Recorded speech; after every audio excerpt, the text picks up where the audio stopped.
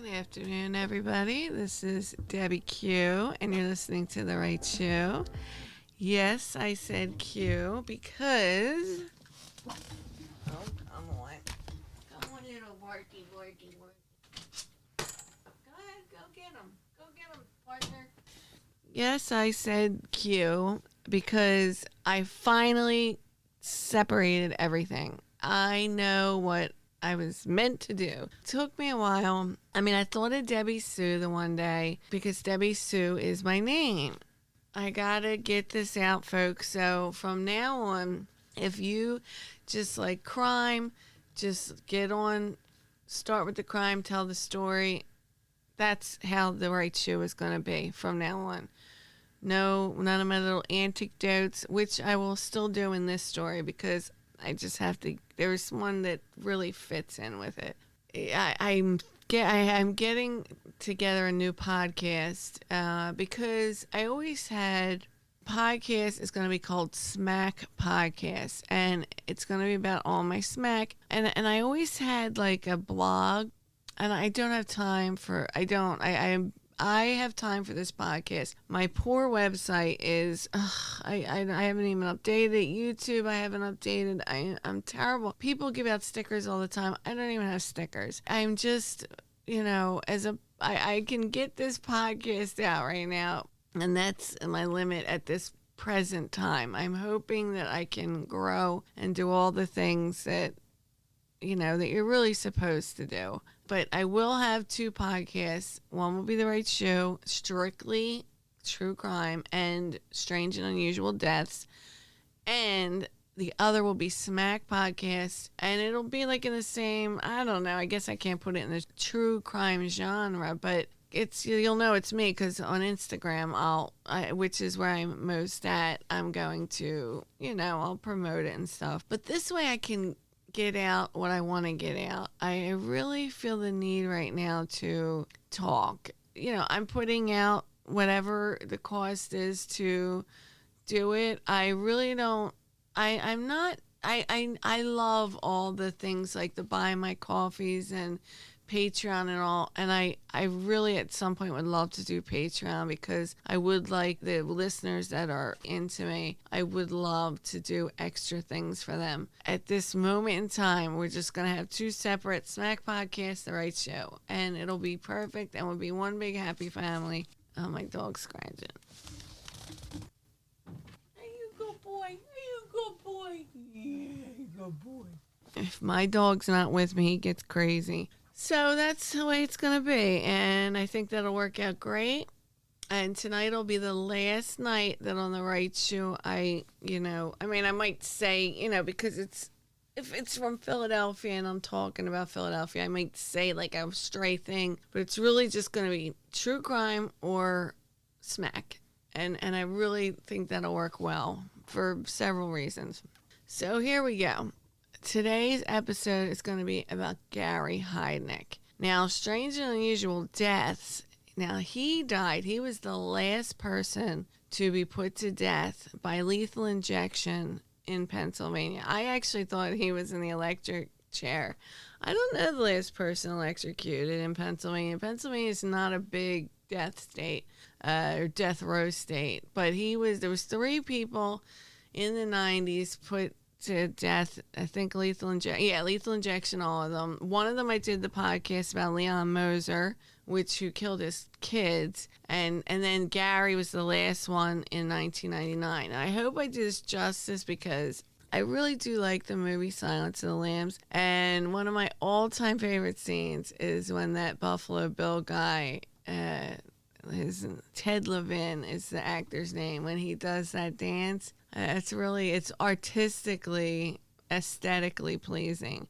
So that's awesome. Gary Heidnik, now I did not know this.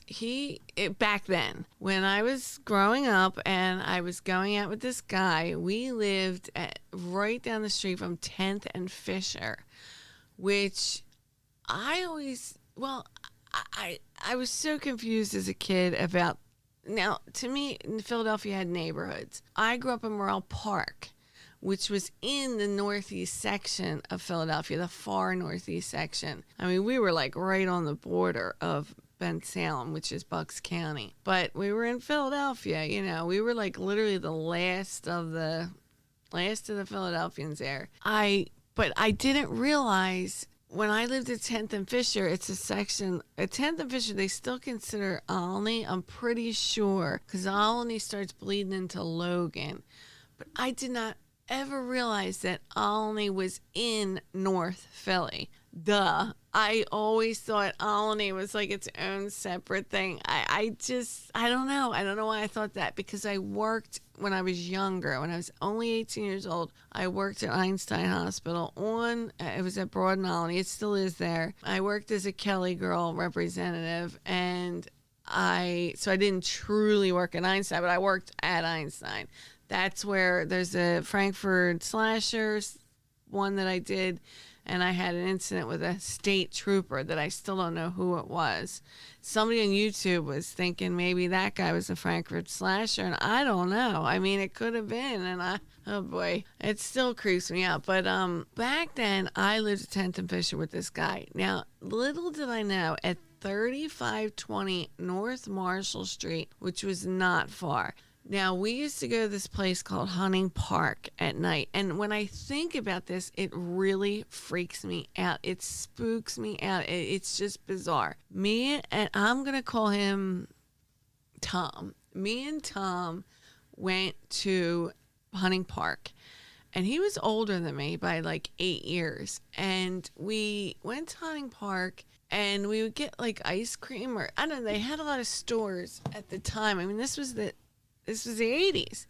So they had a lot of stores across the street from Hunting Park at that time that were open late at night. And we started playing this game of hide and seek. Now picture this. Now, Hunting Park at this time was probably 80% black, 20% white. I was very thin back then, like very thin. I had to take this asthma medication that made me extraordinarily thin. So picture this little thin white girl in this, predominantly black neighborhood, and I had these shorts on that literally barely covered my rear end. But I was with my boyfriend, so I didn't think much of it that night until this incident happened. We're playing hide and seek. I still to this day do not know how this happened. I look up, he's gone. I mean, he is gone. And I'm like, what the I thought he was messing with me. So I'm looking around, and then like people are starting to drive by, and they're like, yo, because a lot of prostitutes walked in that area. And at that given second, I was looking like a prostitute. I mean, these shorts I had on, I can remember them. They were pink, neon, up to my eyeballs. I wore them for Tom, but here I was lost. And I mean, I just remember like people were screaming out their windows, yo, and I'm like, oh my God. So I quickly was very nervous. I thought, oh my God, he's got to be messing with me. And I swear I was looking everywhere for him. So I know how to get to 10th and Fisher. And it's a long walk from Hunting Park at night with shorts on that short. I'm walking across the street, and I did not know that a mile down the road was Gary Heidnik's house. I mean, to this day, first of all, Gary Heidnik preferred black women. Right off the bat, I was not his type. But just the fact that I was walking across the street with these shorts on, and like even gets better. So this guy stopped. Okay, so back then crack was huge. I mean, it had just come out. And this guy, this group, there was about 4 guys, and one was like, I guess the leader. And he was like, hey, yo. And then he looked at me and he was like, hey, I gotta talk to you for a minute. And I said, and my head is already exploded. I'm mad. I'm scared. I'm like, I couldn't even think. And this guy's probably looking at me like, this girl is nuts, obviously. So first he said, do you want 3 for $10. I'll give you an extra one. I guess they were 2 for $10 at the time. Whatever the caps, I don't know. I just seen him have a baggie full of these little cap things. I am sure it was crack. And he was like, "Do you want 3 for $10?" And I was like, I don't smoke crack. I got lost. And he looked at me. He says, "You know what?" He said, "I'm going to tell you right now, it is really dangerous for you to be walking in this neighborhood like that." And I said, I know. My boyfriend," and I explained to him what happened. God bless that these guys were nice. They were really nice guys. They really were concerned, especially the main guy. I remember him being very upset. And he was like, "I will walk you home." And all of a sudden I hear this beat. And I turn around and Tom's face, I think his head was about to explode. The guy like kind of steps back and he's like, "I guess that's your man." He was furious. I got in the car. I thought he was going to kill me. He thought I ran from him. He thought I was playing a game. I don't know what happened after that. I just remember him screaming all the way home. I mean, I think he was just scared inside because he's like, "Do you know what could have happened? And then I would have had to tell your mother that I was the last person with you." And he said I would have looked like I killed you or something. So it was just, I will never forget that night. And as I got older and I realized that Gary Heidnik lived at 3520 North Marshall, and I triangulated it to Hunting Park and 10th and Fisher. I can't believe how close that house was. So I just had to tell that story. Now that's the kind of story that'll be on Smack Talk. I don't have it fully fleshed out yet. I'm going to try to do it every week because this one I don't have to research. It's in my head. So let's get on with Gary Heidnik.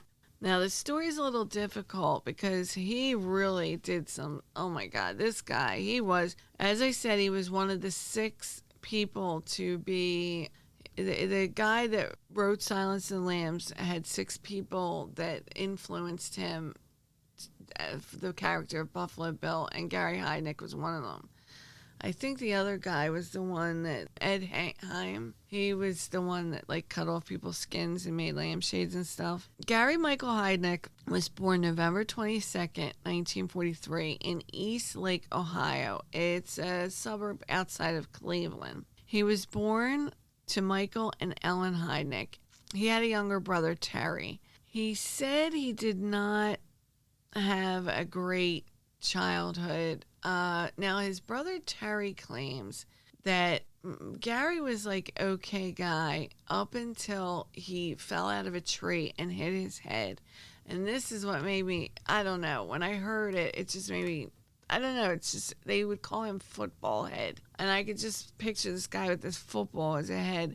But he said after he fell out of that tree and his head was misshapen from it, that's changed him forever. But even before that, Gary claims that his father was very abusive, emotionally and physically. Now, Ellen and him divorced in 1946, which is fairly early. Well, no, that was fairly early on. He was only 3.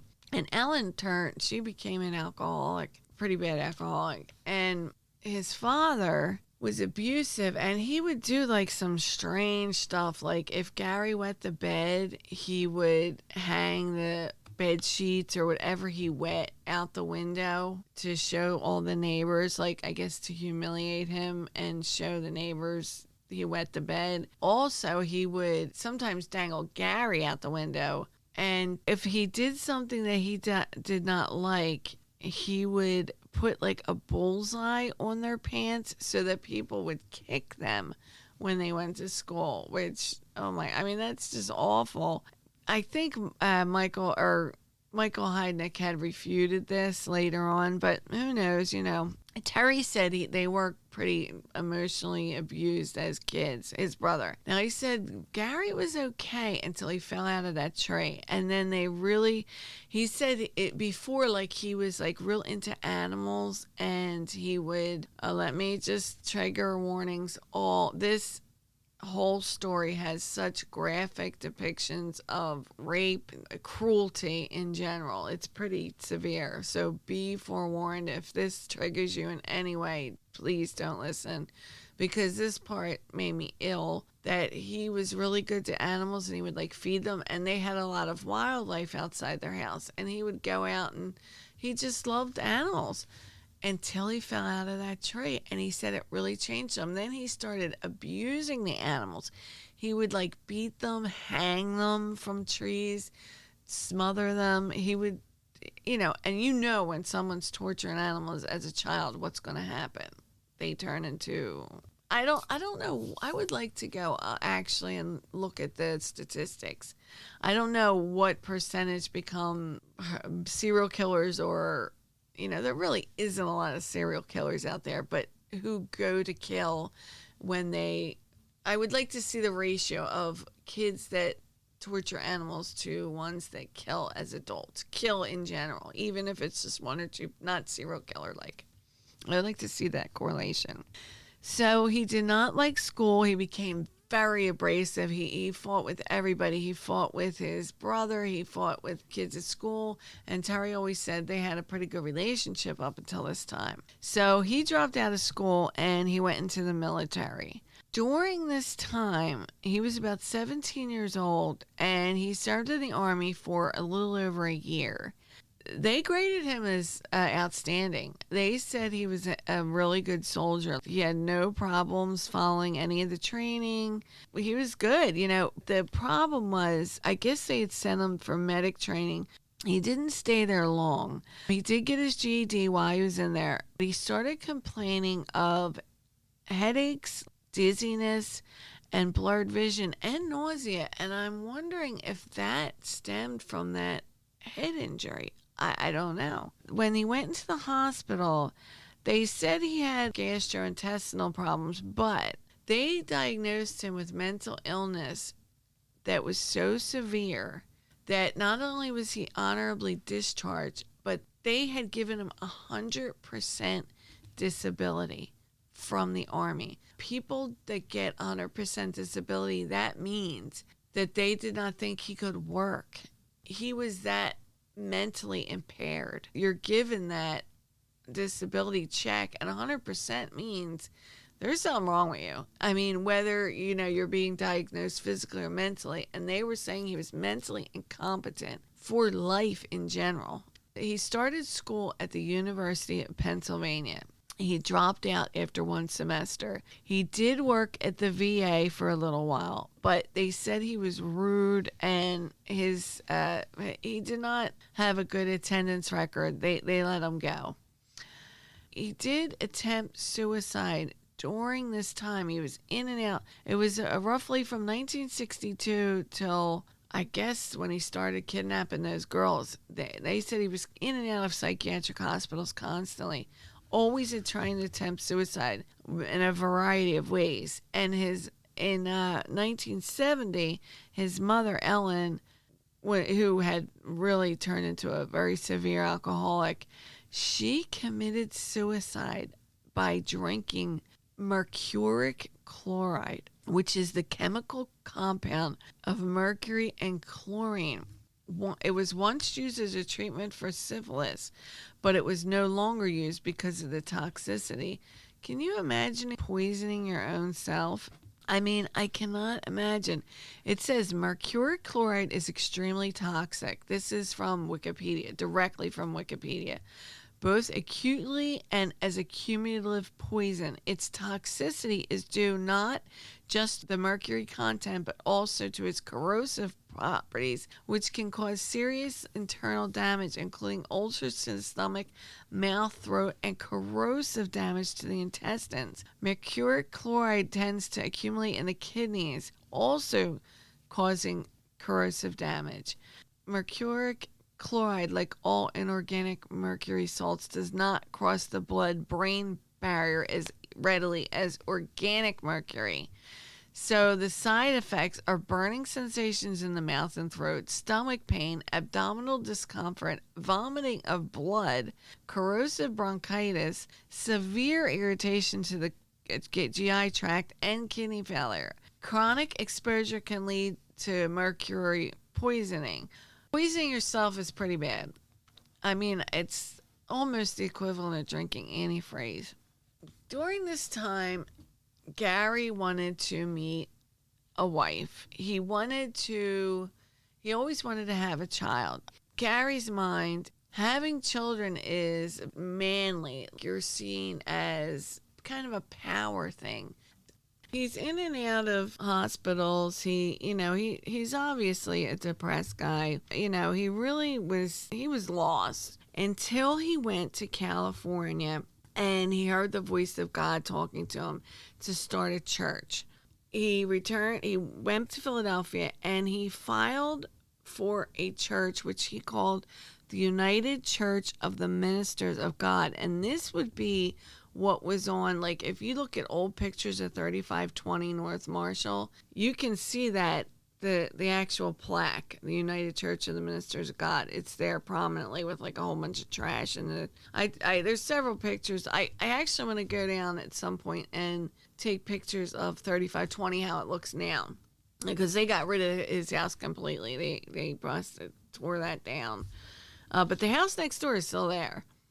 I cannot imagine being the house next door to Gary Heidnik. Can you imagine?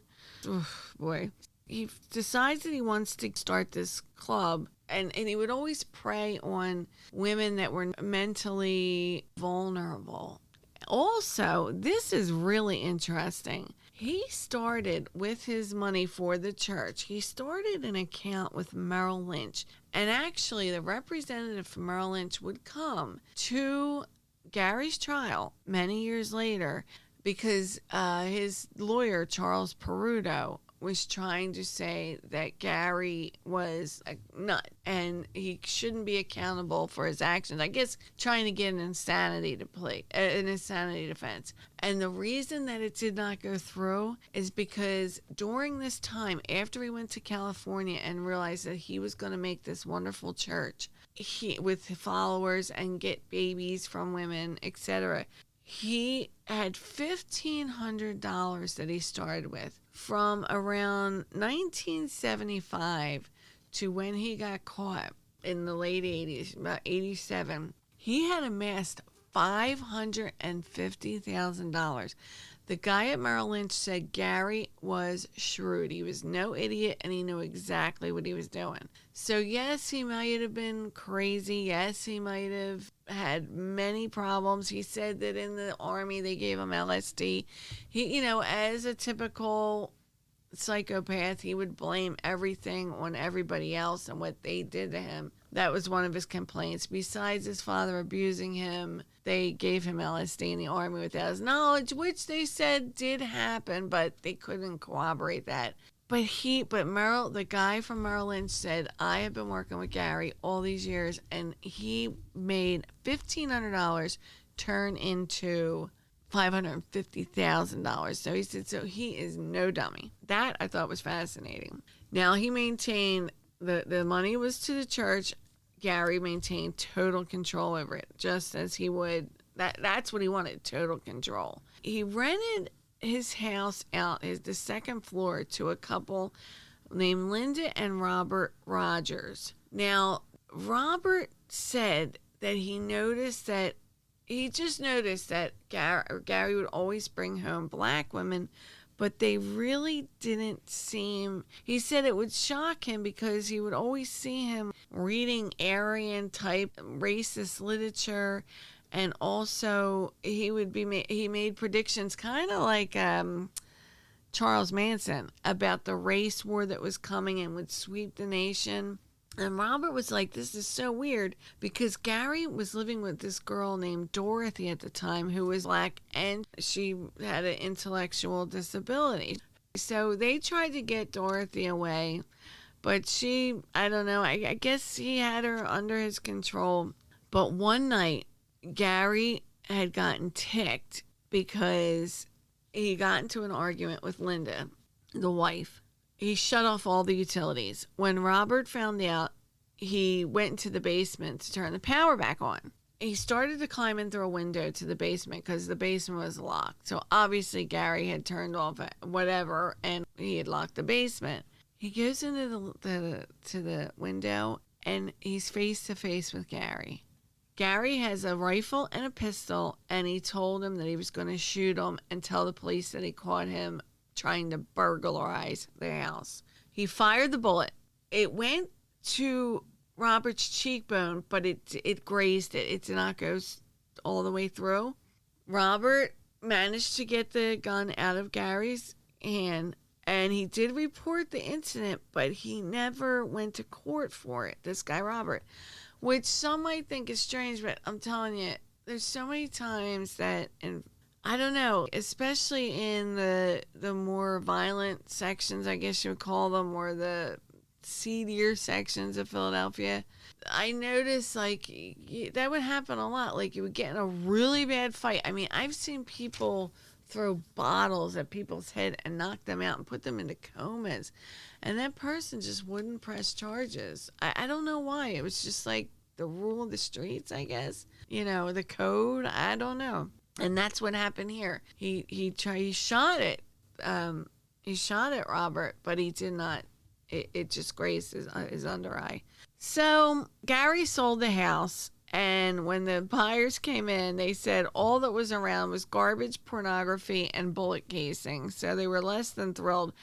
But they said that when they went into the basement, there was a hole excavated in the concrete floor. That's really weird. And that was what was to come, because when he got that house on Marshall Street, that's what he would dig, that hole.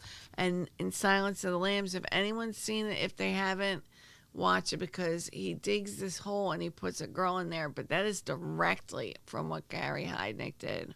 So then he got another girl. So this went, but he never really got charged for that incident with Robert, because Robert never pressed charges for it, although he could have, and it would have gotten Gary in trouble. He started dating this girl named Anjanette. She was also black, and she was disabled mentally.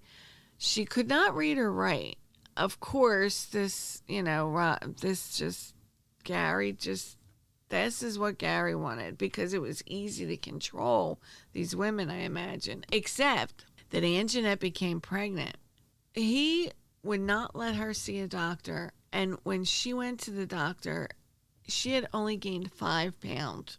She did deliver a healthy baby girl in March of 1978, but they placed her in foster care because of her disability and Gary's mental illness. Gary was just beside himself. This would be this would really set him onto the path that would happen in 86. He wanted kids, and he had a plan. Anjanette's sister, Alberta, was a resident of Selene's Grove Center in Harrisburg, Pennsylvania. He was determined on getting somebody pregnant. Now, he got Anjanette's sister, Alberta, a family leave visit, but she never came back. So a week later, the people at the facility were just out besides themselves. They went to Gary and Anjanette's apartment in Philadelphia. Gary answered the door, and he told them that he had given Alberta a bus ticket. He invited them in to prove that she wasn't in there, and they couldn't find her anywhere, but they didn't believe Gary at all. So they told him they were leaving, but they came back with the police the next day. When the police came, they looked for the basement. They found an empty storage room where Alberta was trapped. Anjanette's sister, Alberta, was trapped, and she was shaking in terror. She was hysterical. When the caregivers came in, she was like clutching on them. She wouldn't let them go. She was so upset. She was crying. It was so sad. I think of this poor girl with a mental deficiency who probably doesn't know what's going on, and he shoves her in a back room somewhere. So the doctors gave the woman an examination and found out that she had been raped. Gary was brought in and charged with kidnapping, rape, imprisonment, unlawful restraint. But because I mean, this is really a shame. I don't know why the state, I don't know. This is confusing to me. Because Alberta could not testify, she was not competent enough to testify. And the prosecutors felt that, I guess they felt that they could not prove the case without her testimony. I don't know what to think about that. That kind of sucks because the judge, he could only get Gary on the recklessly endangering another person, false imprisonment, and taking custody of somebody who was committed. He said he wanted to get Gary on a lot more. He was only able to give him a 3 to 7 year sentence. He said, the Judge Charles Maracki said, I knew and I sensed something evil in Gary, and I knew that it was only going to get worse. And he was right. This brings us to around 1979. Gary was facing, 7 years in prison for what he had done to Alberta. He was sentenced in Gradeford. He was also subject to a battery of psychological tests. He had an IQ of 130, which is close to genius level, but they also showed that he was highly manipulative, insecure, and there was obviously something wrong with him. It just seems like no matter what happened and no matter what he did, he constantly flew under the radar. He wouldn't speak in jail, so he just kind of disappeared into there. You know what I mean? Like, he just didn't stand out, so he kind of got away with. He was let out, and there was no real red flags put upon him. Now, he wanted to see his daughter, but his rights had been terminated, so he couldn't.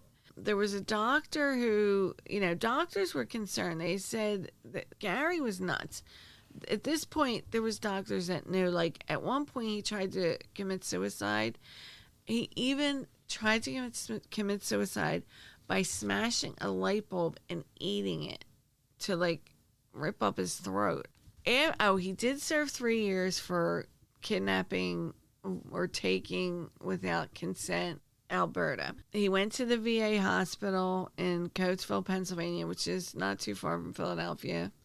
This is when he moved to Marshall Street. He told people that he was a professor at the University of Pennsylvania.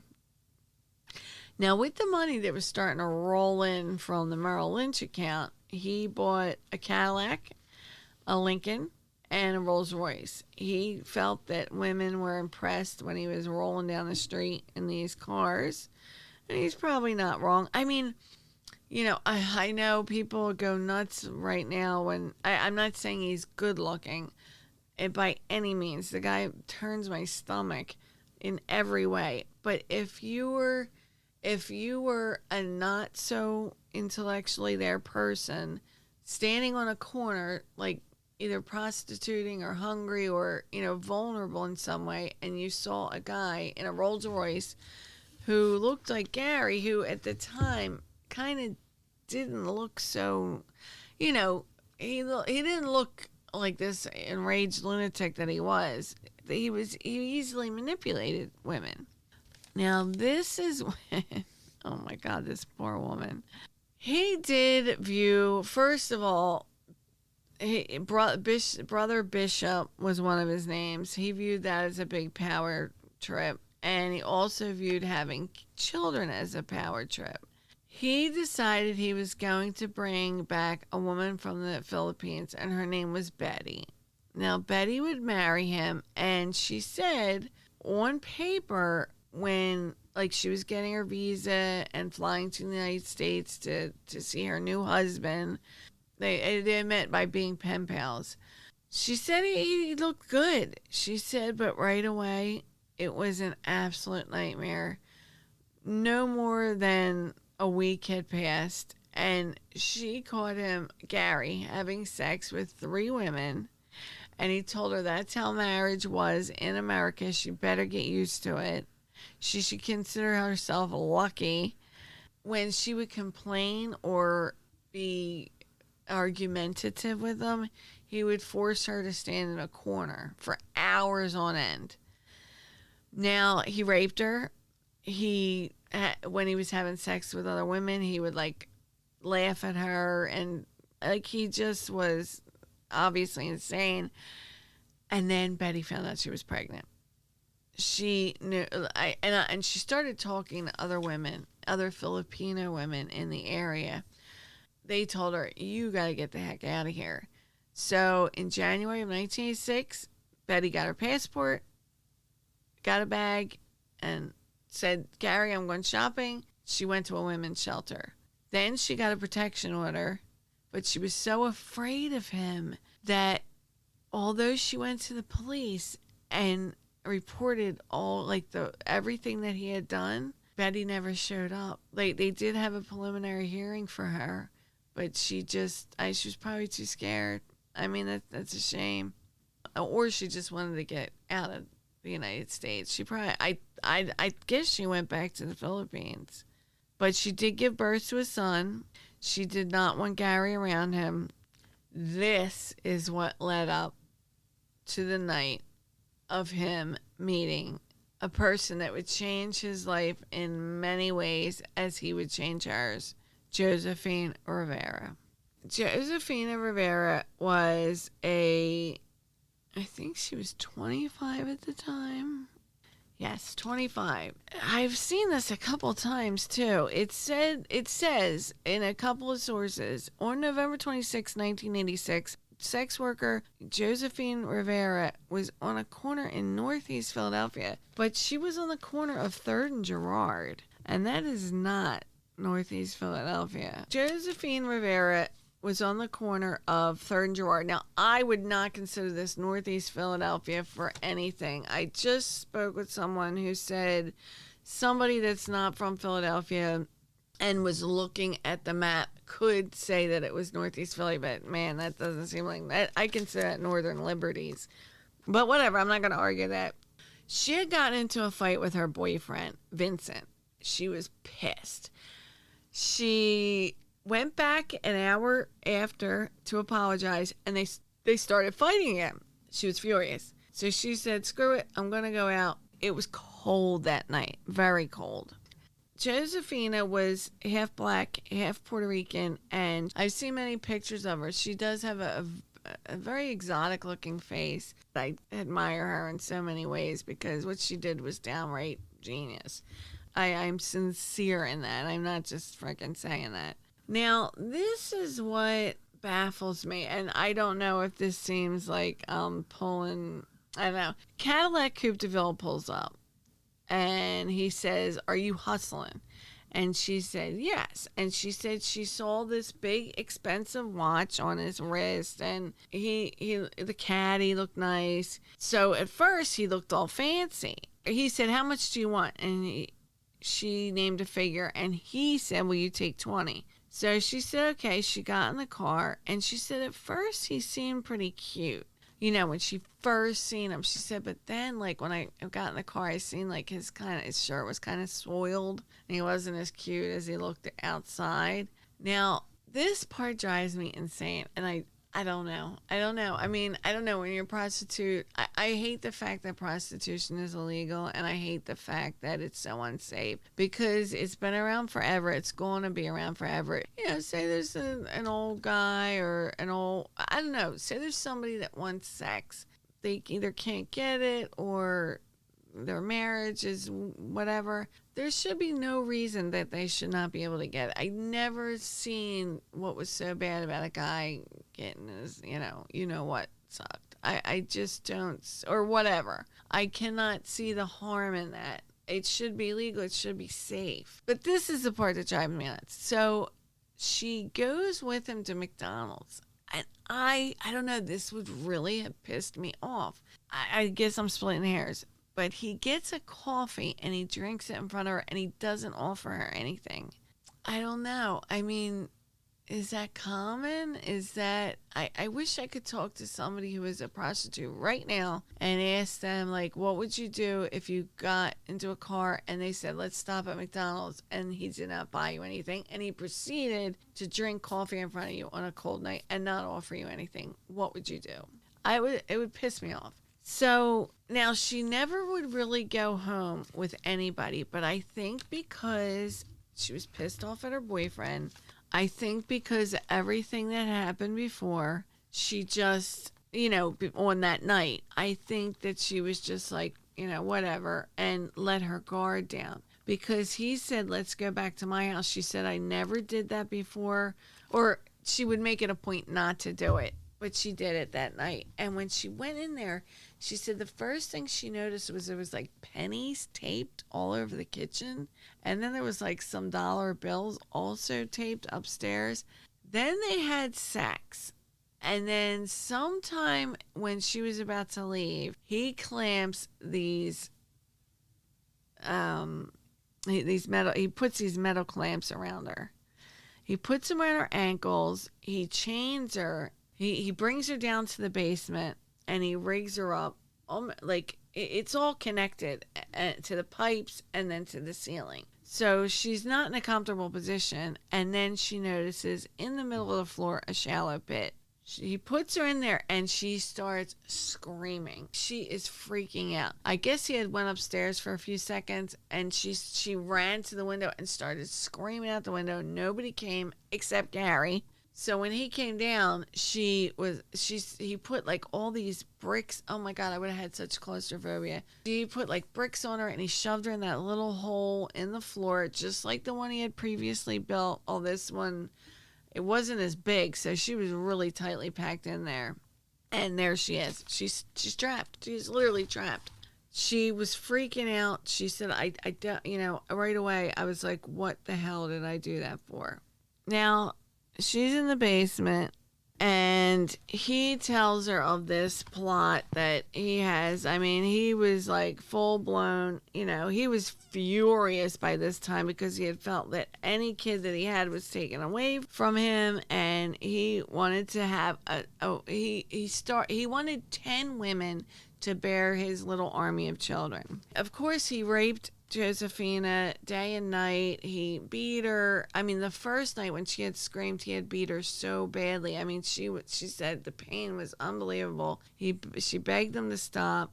No food. She was hungry. She was scared. Now, Sandra Lindsay would be the next person he kidnapped, and she would be kidnapped on December 3rd, 1986. Sandra Lindsay was his friend.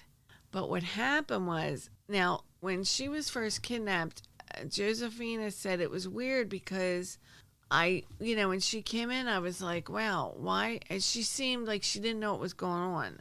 And Josefina was like, I stared at her and I was thinking, why isn't she like screaming like I was?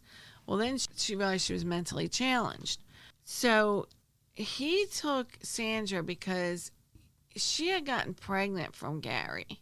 And she hung out with him frequently. Like, her family knew Gary. They knew where he lived. And she took him, but when she got pregnant, she had had an abortion. He was so off the wall mad when he found out.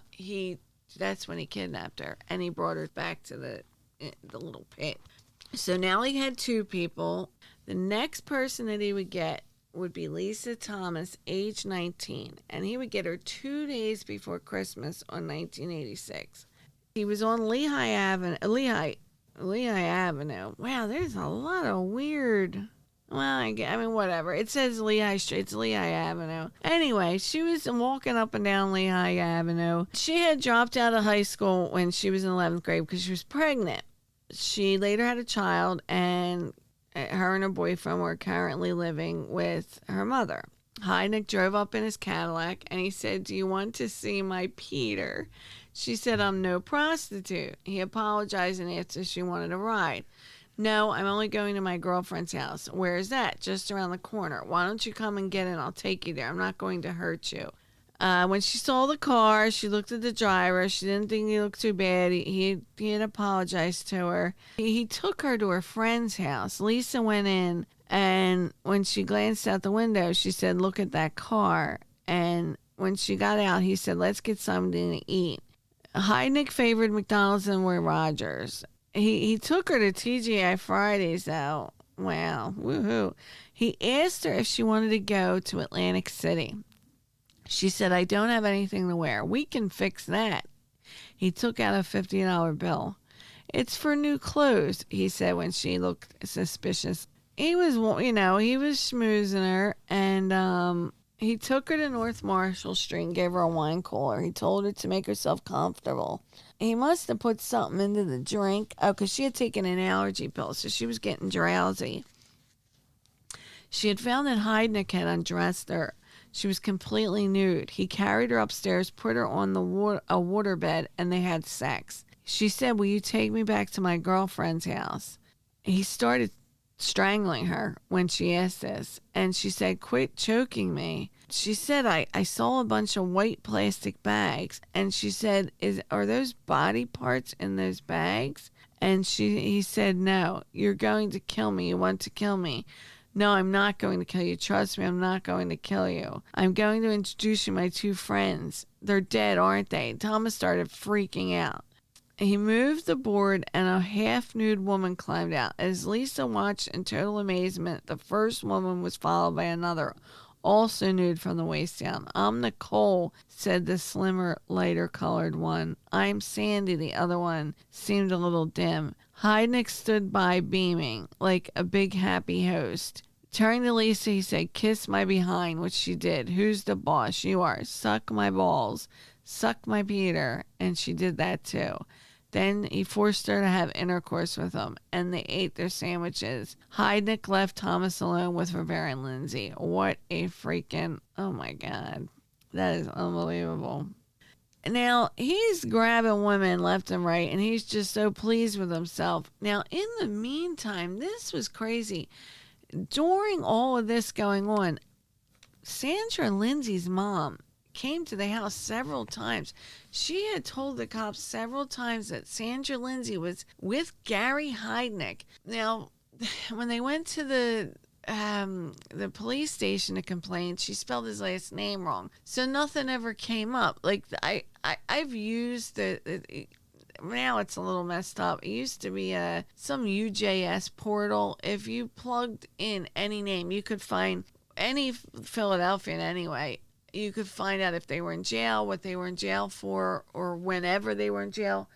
They made it so confusing. It's not the same site, but I guess that's what they have down at the station. And when the cop put in the name, it does not come up unless you put in the exact right. So many times my friend Terrence was in jail and I wanted to give him commissary money.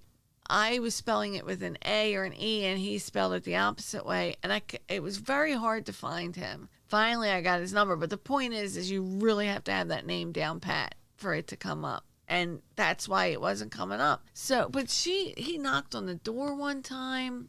A cop came with the mom, Sandra Lindsay's mother.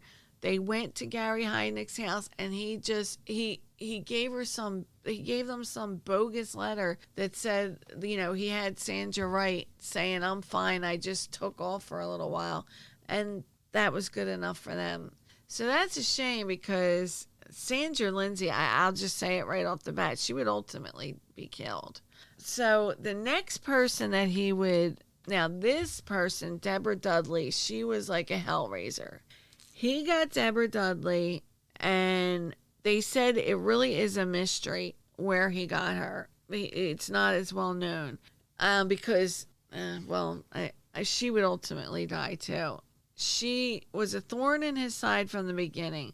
She was constantly, or it seemed like an order would develop. Rivera was the most streetwise, and she was starting to learn how to manipulate Gary at this point. She was watching him, and she was learning what to do, because what she would ultimately do was fantastic. Rivera was starting to get punished less and less frequently. She was earning Gary's trust. But she said this, even though some women refute this at the trial, she said, I did that so I could save us. And I do believe that was her intention all along.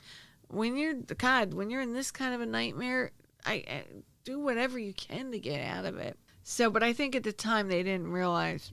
So then they got Deborah Dudley, and she was constantly complaining. It was clash with her and Gary. So they said that they just really never knew how they got together. His sexual appetite was showing no sign of declining. He would always have sex with one of them under threat of death. He would also force them to have sex with each other.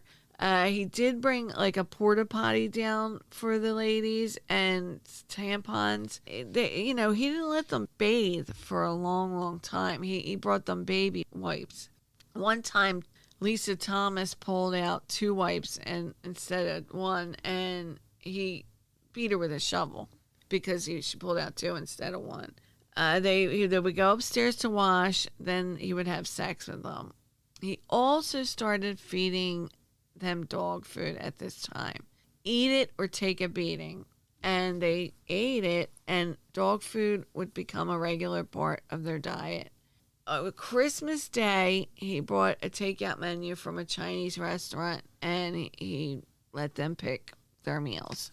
Next, he got Jacqueline Askins. She was kidnapped on January 18th, 1987.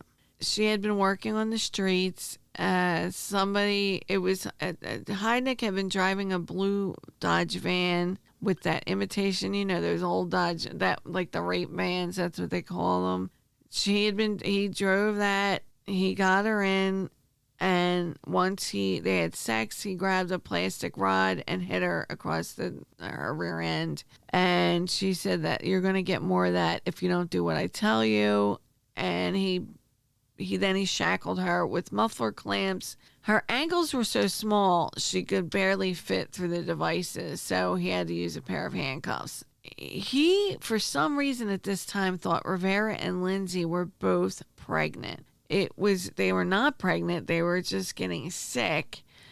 And anybody that's that stressed out and scared, to get pregnant is...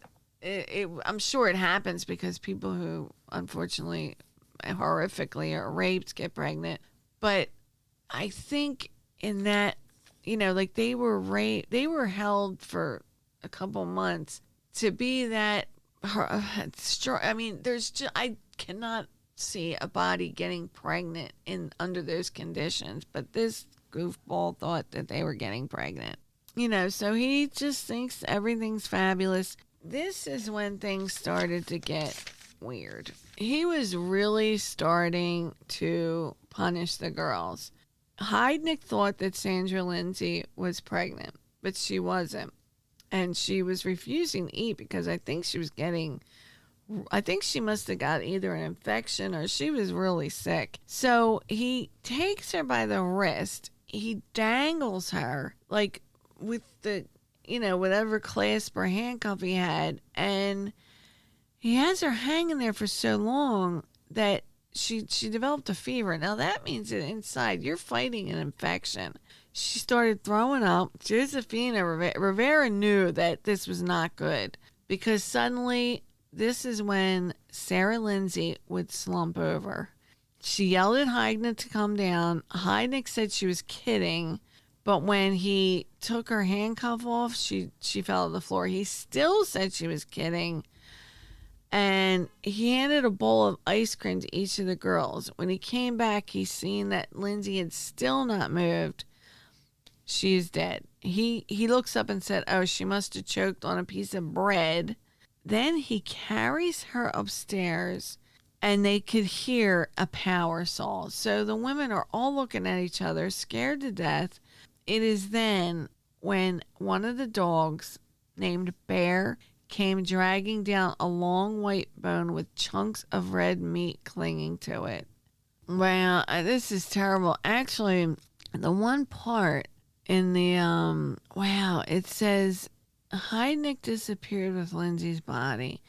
Bear came down dragging a long white bone with chunks of red meat clinging to it. The women looked at the bone, then looked at each other, and each thought the same thing. I wish I were close enough to grab the meat.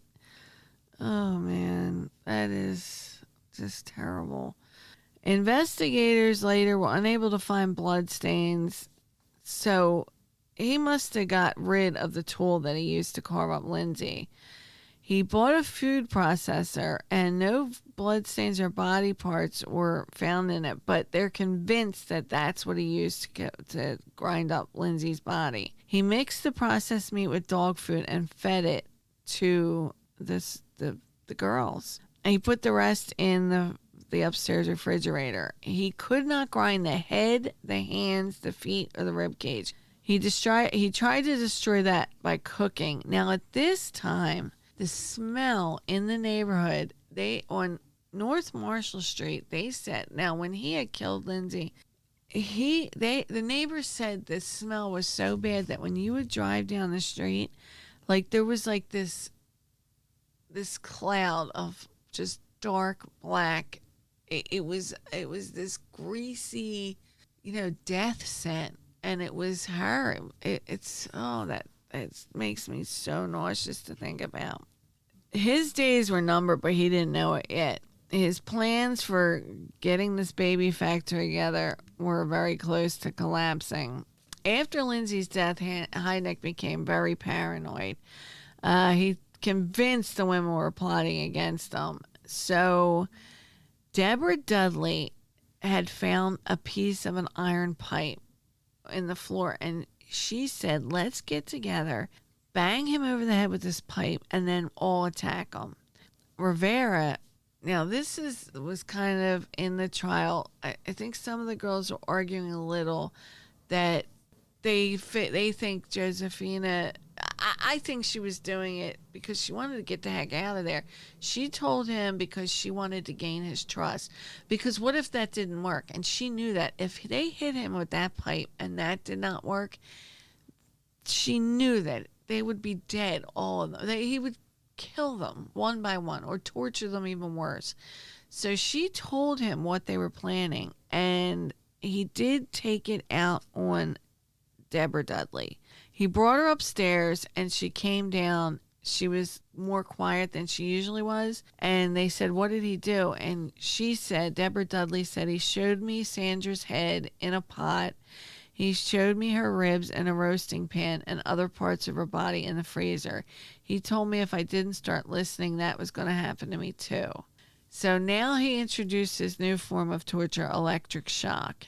He snipped off the plug at one end of an extension cord so that the wire was bare. He plugged the other end into a socket. With the current that flowed through the wire, he touched the bare end to the women's chains. And he would just laugh and think it was hysterical when they jumped and screamed. For extra laughs, he would submerge them in water. I mean, this is unbelievable. So, the only one that didn't have to go into the water was Rivera. He drilled several holes in the plywood and covering his air vents. When they were in the hole, they could see a little. When the women were in the hole, they could see a little of what was going on in the basement. They knew it was coming. Thomas, physically the largest of the three, was put on the floor of the pit with Askins and Dudley in her lap. Through one of the air holes, they could see the wire. They watched as it inched towards their chains, which snaked out of the hole around a pipe. Then the bare wire touched a metal link. The current shot through the bodies. They screamed. I couldn't see Nicole with the wire, but I could hear her saying she had it. The jolt went right through to Debbie's chain. She took the heaviest amount, and she died. She died right there. Thomas started screaming, "You killed her." He thought the wire was faulty, and he said, "No, there's nothing wrong with her. I don't want to hear that bullshit." But she was dead, so he killed her. So the next day, he made them all go on this trip. They went out to eat. Following Deborah Dudley's death, Josefina Rivera's lifestyle improved considerably. Secure in the belief that he had Rivera sign, she had her sign some sort of form that she was complicit in Deborah Dudley's death, thinking that would make her just as culpable as he was. He then took them all to the Pine Barrens to dump Debbie's body. They got into the car and he was checking his stocks. And then he was talking about finding a replacement for Dudley. And this is when she had this brilliant idea. Now, this whole time she was trying to gain his trust. So the last night, one of the last nights they were there, because the day he was caught was March 23rd, 1987, because that's the same day he would get Agnes Adams, age 24, kidnapped on March 23rd, rescued the same day. They were all in the hole. It was after Dudley's death. Rivera had begged him for a couple days. She said, let me go see my family. Let me see him. You know I won't do nothing. You know I'm in on this with you. She had gained his trust by now. She promised him that she would get him another girl if he would just let her go see her family. She would come back and they would meet at midnight. If you run, I will kill the others, he said. So late that night, they left in Heidnik's Cadillac. Everyone was quiet and everything was quiet in the cellar. The new arrival, which was Agnes Adams, was in the hole. Thomas and Askins were curled up on the mattress. After Dudley's death, Heidnik had eased up by giving them pillows, blankets, and even a TV. According to the plan, Heidnik would drop Rivera to see her children, pick up a woman, and meet him back at the gas station at 6 and Girard around midnight. As soon as Heidnik drove off, Rivera ran to her boyfriend, Vincent Nelson's. When she walked in, Vincent was stunned. He said he hadn't seen her in 4 months, and then she comes running in talking about chains and people getting killed and dead people, and he said she sounded completely psychotic, and he's like, I'm going to go, this was his words, I'm going to go fuck him up. And that sounds like a typical Philadelphia man. And I'm going to go there with a hammer and I'm going to kill him. And she said, no, if you do that, he's going to kill those other girls. She was really scared. She wanted to go to the police. She forced Vincent Nelson to call the police. She called 911, handed the phone to Rivera. The cops did not believe her, but an officer said stay where she was and a unit would come up. Minutes later, officers David Savage and John Cannon pulled up. Savage and Cannon, of course, were very skeptical. But when she showed them the abrasions on her scar and the scars on her ankles where the chains had been, they became believers.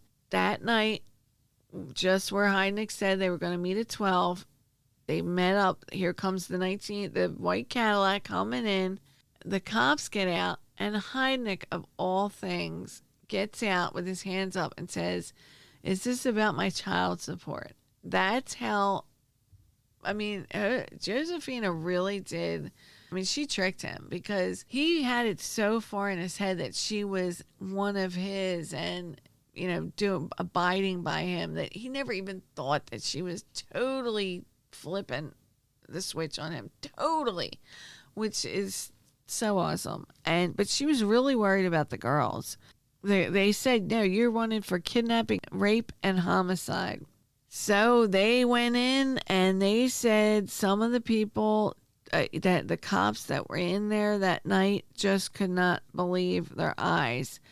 Except for the socks, they were nude from the waist down, shackles on their feet, and they didn't know, like they had been half asleep when they came in, and they were all screaming when the cops walked in. They didn't realize that they were being rescued.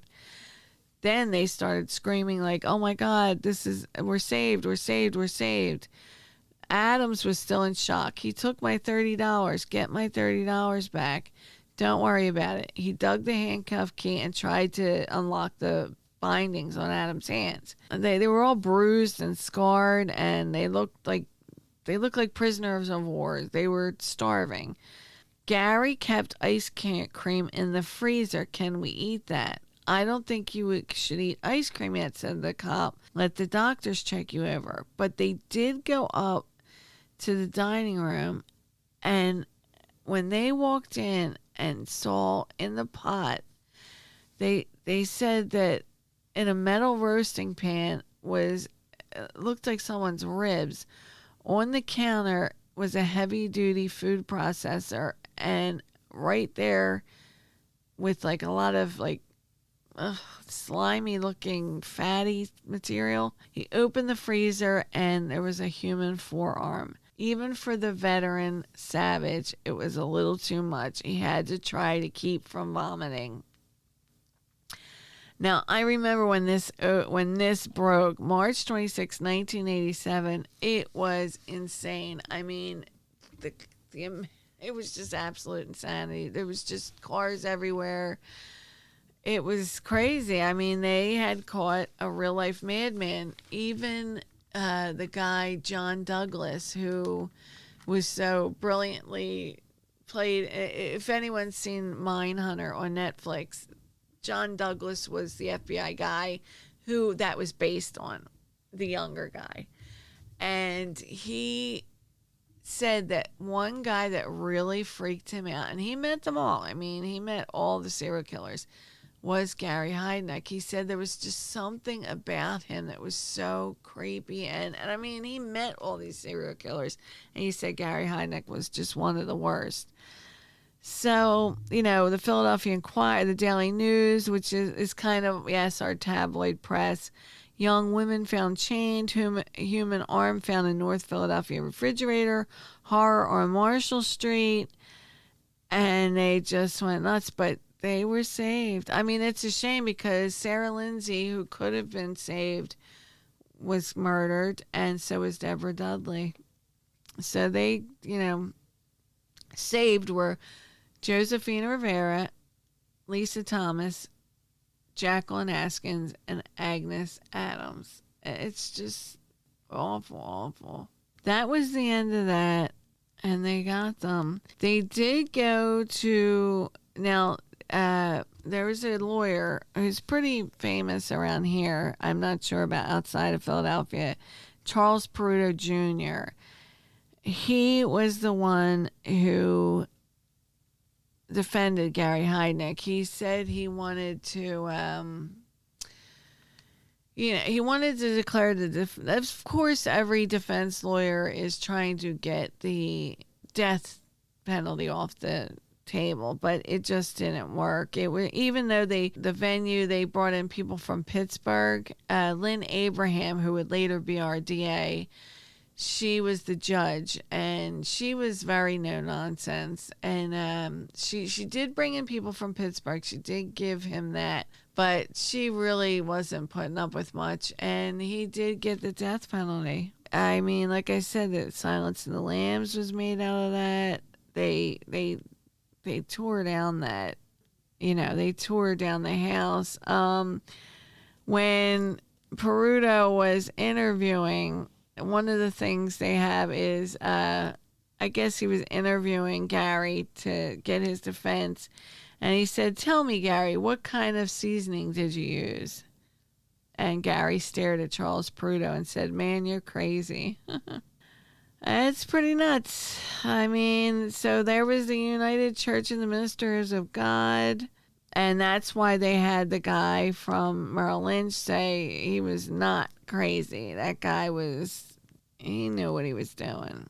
$100,000 it cost him to represent him. It just didn't go well. I mean, you can't get past any of this. That's why he got the death penalty.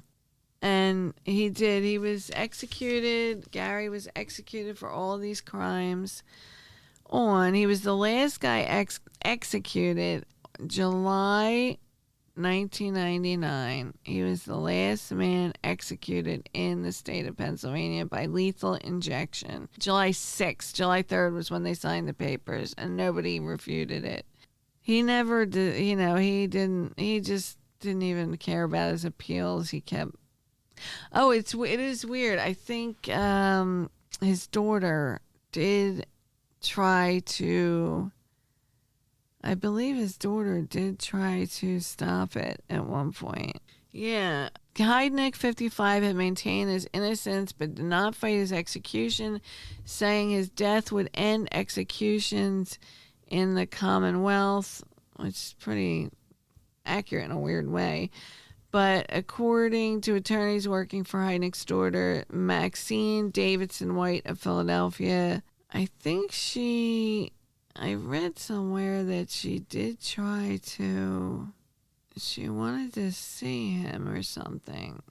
Heidnik was allowed to see family, attorneys, and spiritual advisors. His execution was witnessed by 6 members of the news media. Pennsylvania resumed executing prisoners after 33 years when Keith Zettelmoyer of Zellens Grove was put to death in May 1995 and in August 1995, which I did a case about Leon Moser, who killed his wife and 2 daughters. He was killed, and then Heidnik. They did not try, none of them tried to block their executions. Heidnik was granted a review of competency in April 1997 when he was originally scheduled to be executed.